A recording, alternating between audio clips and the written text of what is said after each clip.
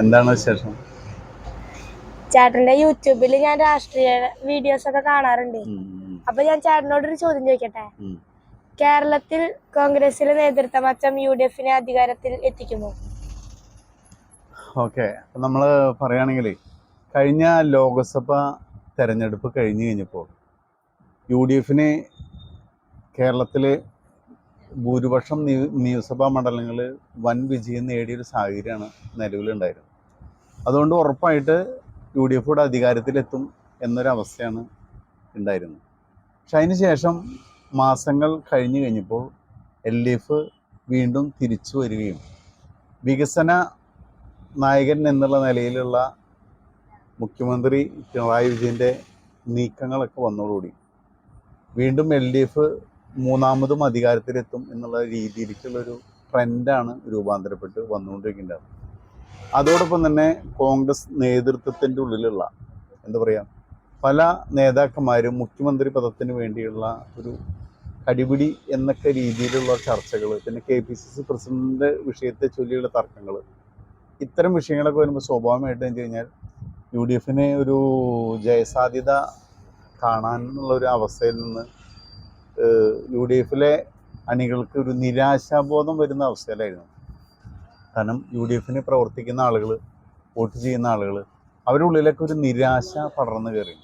കാരണം ഉറപ്പായിട്ട് LDF തന്നെ വീണ്ടും വരും എന്നൊരു ധാരണ പൊതുജനത്തിൻ്റെ ഇടയിലുണ്ടായിരുന്നു. ആ സമയത്താണ് പുതിയ KPCC പ്രസിഡന്റിനെ തിരഞ്ഞെടുത്തിട്ടുള്ളത്. അതോടൊപ്പം തന്നെ KPCC പ്രസിഡന്റ്, 3 വൈസ് പ്രസിഡന്റുമാർ, പിന്നെ UDF കൺവീനർ. അപ്പോൾ ഇത്തരം ഒരു ചേഞ്ച്, കാരണം നിലവിലുള്ള മുഖങ്ങളെ മാറ്റിക്കൊണ്ട് ഒരു പുതിയ മുഖങ്ങൾ വന്നതോടുകൂടി ഒരു ശ്രദ്ധ കോൺഗ്രസ് പാർട്ടിക്ക് ഉള്ളിലുള്ള ആളുകൾക്ക്, എന്നുവെച്ചാൽ കോൺഗ്രസ് പാർട്ടിക്ക് വോട്ട് ചെയ്യുന്ന ആളുകളുടെ ഇടയിലും കോൺഗ്രസിൻ്റെ പ്രവർത്തകരുടെ ഇടയിലും ഒരു ഉന്മേഷം ഉണ്ടാക്കുന്ന സാഹചര്യം ഉരുത്തിരിഞ്ഞിട്ടുണ്ട്. ആ സാഹചര്യം നിലനിൽക്കുകയാണെങ്കിൽ, നല്ല രീതിയിൽ പ്രവർത്തകർ വർക്ക് ചെയ്ത് മുന്നോട്ട് പോവുകയാണെങ്കിൽ പൊതുവെ UDF-ന് ഒരു പ്രതീക്ഷയ്ക്ക് വകയുണ്ടെന്ന്. കാരണം നിലവിൽ LDF ഉറപ്പായിട്ട് ജയിക്കാൻ സാധ്യതയുള്ളൊരു 40 സീറ്റ് LDF ഉറപ്പായിട്ട് ജയിക്കുന്ന സീറ്റുകളുണ്ട്. അതോടൊപ്പം തന്നെ UDF-നും ജയിക്കാൻ സാധിക്കുന്ന ഒരു 40ഓളം സീറ്റുണ്ട്. ബാക്കി ഒരു 60 സീറ്റിലാണ് കേരളത്തിൽ ശരിക്കും പറഞ്ഞു കഴിഞ്ഞാൽ മത്സരം നടക്കാൻ പോകുന്നത്. കാരണം അടുത്ത നിയമസഭാ തെരഞ്ഞെടുപ്പിൽ 60 സീറ്റിലാണ് മത്സരം, യഥാർത്ഥത്തിലുള്ള മത്സരം നടക്കുന്നത്. ഈ 60 സീറ്റിലേക്ക് വേണ്ടിയിട്ടാണ് UDF-ഉം LDF-ഉം BJP-യും മത്സരിക്കുന്നത്. അപ്പോൾ ഇന്നത്തെ വർത്തമാന കാലാവസ്ഥ വെച്ചിട്ട് നമ്മൾ ഭീകരാക്രമണം, പാകിസ്ഥാൻ ഇന്ത്യയുമായി ഒരു യുദ്ധത്തിൻ്റെ വക്കിലെത്തി നിൽക്കുന്ന സമയം, അത്തരം വിഷയങ്ങൾ, പിന്നെ ഈ ചേഞ്ചസ് എന്താ പറയുക, പല വിഷയങ്ങൾ തമ്മിൽ നമ്മളെ വിവാദങ്ങളുമായി ബന്ധപ്പെട്ട് സർക്കാരിന് അനുകൂലമായും പ്രതികൂലമായും, അല്ലെങ്കിൽ പ്രതിപക്ഷത്തെയും ഭരണപക്ഷത്തെയും BJP-യിലെയും ഒക്കെ പല തരത്തിലുള്ള വിവാദങ്ങളും വിഷയങ്ങളൊക്കെ ഉള്ളതുകൊണ്ട് ഒരു പക്ഷേ അടുത്ത തെരഞ്ഞെടുപ്പിൽ ഒരു ഒരിക്കലും ഒരാൾക്കും ഭൂരിപക്ഷം കിട്ടാൻ സാധ്യതയില്ലാത്തൊരു സാഹചര്യത്തിലേക്ക് കാര്യങ്ങൾ പോകാനുള്ള സാധ്യത വളരെ അധികമാണ്. കാരണം UDF-ന് ഒരു 68 സീറ്റ്, LDF-ന് ഒരു 66 സീറ്റ്, BJP-ക്ക് ബാക്കി വരുന്ന സീറ്റുകൾ എന്ന രീതിയിൽ വരെ എത്തിപ്പെടാനുള്ള ചാൻസ് ഉണ്ട്.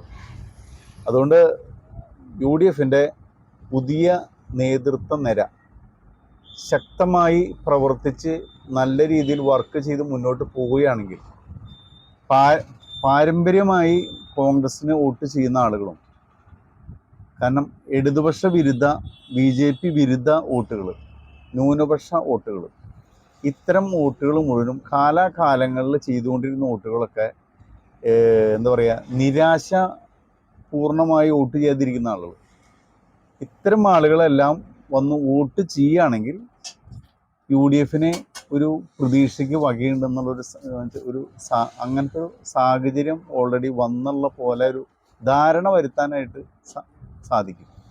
കാരണം പുതിയ നേതൃത്വത്തിൻ്റെ കഴിവും മിടുക്കും കൊണ്ട്. ഒരിക്കലും UDF ഉറപ്പായിട്ട് വരുമെന്നോ LDF ഉറപ്പായിട്ട് അധികാരത്തിൽ വരുമെന്നോ പറയാൻ പറ്റുന്ന സാഹചര്യം ഇപ്പോൾ കേരളത്തിലില്ല. അതോടൊപ്പം തന്നെ BJPക്ക് സീറ്റ് കിട്ടില്ല എന്ന് പറയാൻ പറ്റുന്ന സാഹചര്യമില്ല. കാരണം വളരെ BJPക്ക് ഏറ്റവും കൂടുതൽ അനുകൂലമായ സാഹചര്യമാണ് നിലവിൽ കേരളത്തിൽ വന്ന് ഭവിച്ചിട്ടുള്ളത്.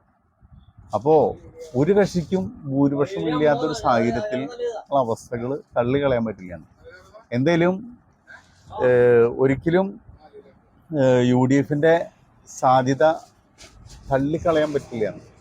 കഴിഞ്ഞാൽ നമ്മൾ UDF ഒരിക്കലും അധികാരത്തിൽ വരില്ല, ഉറപ്പായിട്ട് LDF തന്നെ മൂന്നാമത് വരും എന്നൊരവസ്ഥ തന്നെ പറയാതെ UDFനും LDFനും തുല്യ സാധ്യത, അതിലൊരു 1-2% കൂടുതൽ എഡ്ജ് UDFനാണ് എന്നൊരവസ്ഥ ഈ നേതൃത്വ മാറ്റത്തിലൂടെ സംഭവിച്ചിട്ടുണ്ടെന്ന് മാത്രം ഇപ്പോൾ പറയാൻ പറ്റുള്ളൂ. കാരണം ഇനി പഞ്ചായത്ത് തിരഞ്ഞെടുപ്പ് വരാനുണ്ട്, പിന്നെ നിലമ്പൂർ ഇലക്ഷൻ വരാനുണ്ട്. അപ്പോൾ അതിലൊക്കെ പ്രവർത്തനങ്ങൾ, അതിൻ്റെ വോട്ടിങ്ങിൻ്റെ നില, ഇതൊക്കെ കണ്ടിട്ടേ നമുക്ക് നിയമസഭ തെരഞ്ഞെടുപ്പിന് പറയാൻ പറ്റുള്ളൂ. അപ്പോൾ തൽക്കാലം ഇത് കോൺഗ്രസിൻ്റെ ഉള്ളിലുള്ള പ്രവർത്തകർക്കും കോൺഗ്രസിന് വോട്ട് ചെയ്യുന്ന ആളുകൾക്കും ഒരു ഉന്മേഷം ഉണ്ടാക്കിയിട്ടുണ്ടെന്ന് മാത്രം പറഞ്ഞുകൊണ്ട് ഈ ഇന്നത്തെ ഈ ചോദ്യത്തിനുള്ള ഉത്തരവോടെ ഞാൻ അവസാനിപ്പിക്കും. ഓക്കെ.